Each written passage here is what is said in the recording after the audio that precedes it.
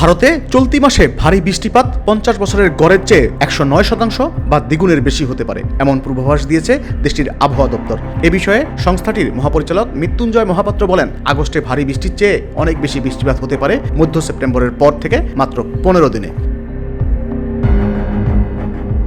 স্বাভাবিকের চেয়ে অনেক বেশি বৃষ্টিপাতের ফলে গ্রীষ্মকালীন ফসল যেমন ধান, তুলা, সয়াবিন, ভুট্টা এবং ডালের অনেক ক্ষতি হতে পারে, যা সাধারণত মধ্য সেপ্টেম্বরের পর থেকে কাটা শুরু হয়। ফসলের ক্ষতির ফলে খাদ্যপণ্যের মূল্যস্ফীতি হতে পারে, তবে বৃষ্টির ফলে মাটির আর্দ্রতাও বেশি হতে পারে, যা শীতকালীন ফসল যেমন গম, সরিষা এবং ছোলার বপনে সহায়ক হতে পারে।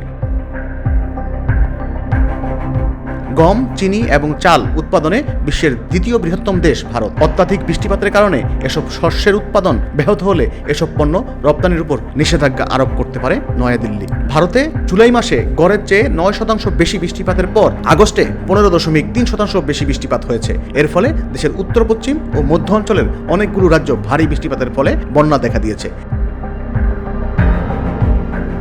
1 জুন বর্ষা মৌসুমের শুরু হওয়ার পর থেকে দেশের গড়ের চেয়ে 6.9% বেশি বৃষ্টিপাতের রেকর্ড করা হয়েছে। প্রায় 3.5 ট্রিলিয়ন অর্থনীতির প্রাণশক্তির দেশ ভারতে বর্ষাকালে পানির জলধারা এবং জলাশয়গুলোকে ভরে রাখতে সহায়তা করে।